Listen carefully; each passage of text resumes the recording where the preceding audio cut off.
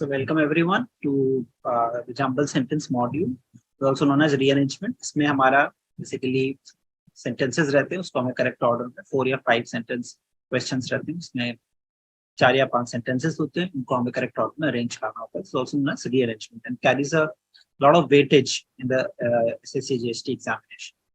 So kindly pay attention as we go along this 2 lecture module. So let's get started. So let's get started. अभी हमारे सामने 4 या 5 sentences रहेंगे most of the time, and we'll try to so in the present जो पहला question है इसमें 5 sentences 4 भी हो सकते हैं, and we'll try to arrange them. So it's a very important part of your SSC GST examination. So please pay attention to this model. So we'll start with question number 1. We'll read the sentence and then we'll try to find out the answers to the sub parts that follow. So question 1, sentence P. He fell over it. Q, he was coming into the room. R, still he managed to hold the tray firmly. S, he did not see the stool. T, Santosh was carrying a tray. इसमें 5 sentences है, right? पहला sentence ये है कि वो गिर गया. दूसरा sentence Q क्या है? कमरे में आ रहा था. Sentence R क्या है? तीसरा कि उसने फिर भी ट्रे को अच्छे से पकड़ के रखा. फिर चौथा सेंटेंस S क्या है? उसने स्टूल को नहीं देखा. और फिर पांचवा सेंटेंस T क्या है? कि संतोष एक ट्रे को पकड़ के ट्रे को लेके जा रहा था, हाथ में पकड़ के लेके जा रहा था. ठीक है. तो अब हमारे इसके बाद हमारे सब पार्ट्स हैं, राइट? पार्ट 1, पार्ट 2, इसमें हमें ये इनका करेक्ट ऑर्डर बताना है. तो पार्ट 1 क्या है? जो फर्स्ट इसका जो क्वेश्चन है, इस क्वेश्चन 1 के अंदर जो हमारा पहला क्वेश्चन है सब पार्ट 1, वो क्या है? Which of the following will be the second sentence. तो सेकंड सेंटेंस के बारे में जानना चाह रहा है. तो पहले हम क्या करेंगे? सारे सेंटेंसेस को अरेंज करेंगे, उसके बाद ऑटोमेटिकली हमें सारे पार्ट्स के आंसर्स मिल जाएंगे. ठीक है. सो अरेंज करते हैं. तो सबसे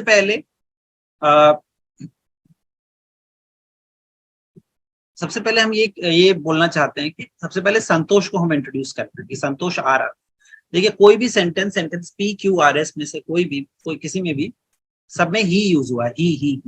ही तो प्रोनाउन है. तो प्रोनाउन यूज करने के लिए एक बार पहले नाउन यूज करना पड़ता है. दैट मींस बिना सोचे आप ये सीधे ये बोल सकते हैं कि सेंटेंस टी हमारा पहला सेंटेंस होगा, क्योंकि उसमें नाउन यूज हुआ है. प्रोनाउन में नाउन हमेशा प्रोनाउन से पहले आता है. तो पहला हो गया sentence T. Santosh was carrying a tray. उसके बाद पी आर और एस सेंटेंस जो है वो बता रहे हैं कि वो गिर गया, उसने ये नहीं किया, वो नहीं किया. लेकिन जो सेंटेंस क्यू है वो ये बता रहा है कि वो कमरे में आ रहा था. तो नेचुरली क्यू टी के बाद सबसे पहला सेंटेंस आएगा क्यू. तो इसका ऑर्डर हम लोग लिख लेते हैं. ठीक है. तो सबसे पहला हमारा है सेंटेंस, सबसे पहले है सेंटेंस टी, उसके बाद सेंटेंस क्यू. ठीक है. उसके बाद नेक्स्ट क्या है कि उसने स्टूल नहीं देखा. तो नेक्स्ट है सेंटेंस एस. उसके फिर क्या है? Sentence S. उसके बाद उसने स्टूल नहीं देखा और वो क्या हो गया? गिर गया. नेक्स्ट है सेंटेंस पी में बताया कि वो गिर गया. उसके बाद लास्ट सेंटेंस हमारा क्या है? सेंटेंस आर, जिसमें वो बता रहे हैं कि वो गिर गया लेकिन उसके बावजूद भी उसने ट्रे को अच्छे से पकड़ के रखा. तो ये नेचुरल एक ऑर्डर. बेटा थोड़ा बहुत कॉमन सेंस और पार्ट्स ऑफ स्पीच के नॉलेज से आप इसको डेवलप कर सकते, इस आंसर को आप इजिली निकाल सकते हैं. ठीक है. तो अब हम सारे आराम से सारे क्वेश्चंस आंसर कर लेंगे using our highlighter. So which of the following, part 1, which of the following will be the second sentence कौन सा होगा? Option B Q. ठीक है. उसके बाद next part 2, which of the following will be the fourth sentence कौन सा होगा? Sentence P. ठीक है. ये देखिए 1 2 3 4 फोर्थ सेंटेंस हमारा पी हो गया. उसके बाद part 3, which of the following will be the fifth sentence, last sentence कौन सा होगा हमारा? Sentence R. Correct answer is option C, sentence. ठीक है. उसके बाद आगे बढ़ते हैं. Part 4, which of the following will be the first sentence कौन सा था हमारा? Sentence T. Correct answer is option E, T.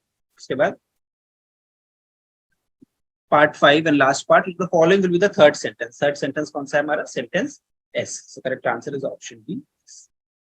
तो सारे एबीसीडी में से एक पार्ट में फिट हो एज आंसर्स. ओके. तो इस तरीके से आपको 4 सेंटेंस या 5 सेंटेंस वाले क्वेश्चंस को सॉल्व करता है. अब आगे बढ़ते हैं. क्वेश्चन 2. ठीक है.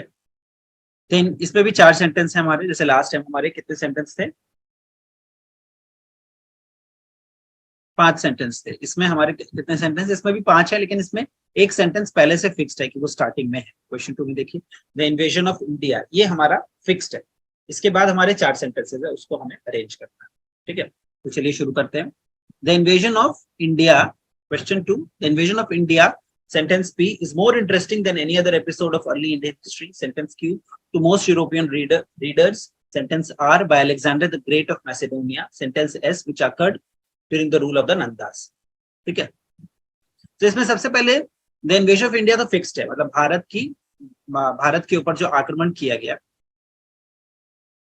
वो is more interesting than any other episode of P. Sentence P हो सकता है। ठीक है, सेंटेंस क्यों नहीं होगा, क्यों, क्योंकि वो वहां पे फिट नहीं हो रहा है। टू मोस्ट यूरोपियन रीडर्स यहाँ पे फिट नहीं हो रहा है। Sentence R, by Alexander the great of Macedonia, ये हो सकता है। सेंटेंस एस भी हो सकता है। ठीक है, सो हमें पहले ये बताना है कि इन्वेजन ऑफ इंडिया कब हुआ था और किसके दौरान, किसके द्वारा हुआ था और किस समय में हुआ था, ये इंफॉर्मेशन पहले बतानी, और फिर हम बताएंगे कि वो लोगों को पसंद है या नहीं, more interesting to European readers, ये सब बाद में आएगा। तो दैट मीन्स सबसे पहले हमें ये बताना है कि किसने आक्रमण किया, और फिर हमें ये बताना है कि किस टाइम पे आक्रमण हुआ। तो देखिए, सेंटेंस आर जो है, सारे ऑप्शंस देखिए, ऑप्शंस देखिए, एक में पहला सेंटेंस है पी, एक में क्यू, एक में आर, एक में एस, तो सब में अलग अलग starting. That means option A और ऑप्शन बी तो रूल आउट हो गया, बचा ऑप्शन सी और ऑप्शन डी। ठीक है, अब इसमें देखिए ऑप्शन सी और ऑप्शन डी को हम लोग टेस्ट करके देख लें। ठीक है, इंस्टेड ऑफ कि हम अपना ऑर्डर बनाए, हम ऑप्शंस में से, ऑप्शन सब कम हो गए, खाली 2 ही ऑप्शन हमें, उन दोनों को चेक कर लेंगे, उसमें से जो भी सही लगेगा उसको। तो ऑप्शन सी को पहले सेलेक्ट करते हैं, देखते हैं कि सही होगा। ठीक है, ऑप्शन ए और बी को हमने रूल आउट कर दिया पहले, क्योंकि पी और क्यू स्टार्टिंग में नहीं हो सकते, आर और एस में से ही स्टार्टिंग होगा। ठीक है, तो सेंटेंस सी क्या है, ऑप्शन सी क्या है हमारा, आर एस पी क्यू। तो सबसे पहले क्या आएगा, आर, यानी invasion of India by Alexander, Bharat के ऊपर आक्रमण सिकंदर, मैसेडोनिया के महान राजा सिकंदर के द्वारा। ठीक है, उसके बाद सेंटेंस एस, ऑप्शन सी में देखिए नेक्स्ट है R S, which occurred during the rule of the Nandas, जो कि नंद राज के समय हुआ था। ठीक है, उसके बाद सेंटेंस, तो ये भी सही है, आर के बाद एस फिट हो रहा है। उसके बाद sentence P, is more interesting than any other episode of India, ये किसी भी और ऐतिहासिक वारदात से बहुत ज्यादा रुचिकर है। सेंटेंस पी वहां पे फिट हो रहा है। ठीक है, उसके बाद लास्ट है sentence Q, to most European readers, मतलब ज्यादातर यूरोपियन जो पाठक हैं उनको ये एपिसोड बहुत इंटरेस्टिंग लगता है। तो ऑप्शन सी तो सही लग रहा है। ऑप्शन डी देखते हैं, पहले एस है, फिर आर, फिर पी, फिर Q. That means P Q तो फिक्स्ड है, बस एस और आर में स्वैप हुआ है। तो अब देखिए एस में क्या है, the invasion of India which occurred during the rule of the Nandas, जो नंद राज के समय हुआ था, बाय अलेक्जेंडर, और उसके बाद एस के बाद आर। ठीक है, bye Alexander the great of Macedonia, Sikandar के द्वारा। तो इसमें बस ये चेंज हुआ है, आर और एस का ऑर्डर चेंज हुआ है, बट हम एस आर को पहले लिखना चाहेंगे, एस को पहले नहीं लिखना चाहेंगे। क्यों? क्योंकि हम ये बताना ज्यादा जरूरी है कि आक्रमण किसने किया। ठीक है, और ये बाद में आप बता सकते हैं कि किस समय पे हुआ। तो इसीलिए correct order is R S P Q. So correct answer is option C, R S P Q. ठीक है, उसके बाद क्वेश्चन 3, सेंटेंस पी, इसमें भी 4 सेंटेंस है, उनको अरेंज करना है, पढ़ते हैं। Sentence P, they fled to the higher ground. Q, the terrified villagers abandoned their homes. R, the rain fell steadily for several days, causing the river to overflow its bank. S, soon the flood receded and the villagers were able to return.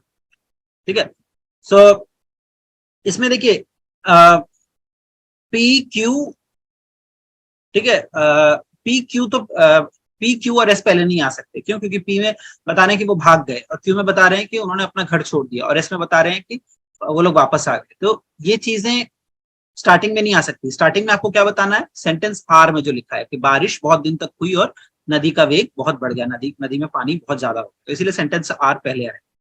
ठीक है, उसके बाद sentence are के बाद हम sentence are के बाद sentence Q आएगा। क्यों?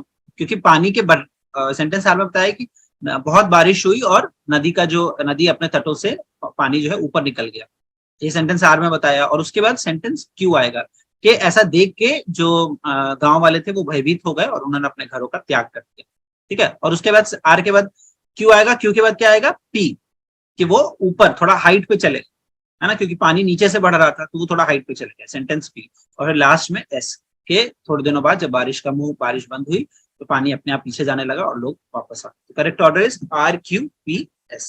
सो correct answer is option C R Q P S. ठीक है, तो इस तरीके से आपको इन क्वेश्चंस को एड्रेस करना है। बहुत easy, simple, straight forward questions होते हैं 4 सेंटेंस वाले। इस तरीके से 6 सेंटेंस वाले भी हम अपने नेक्स्ट मॉड्यूल में, इसी मॉडल के नेक्स्ट पार्ट में देखेंगे। सो wishing you all the best and take care and see you in the next part. Thanks and good.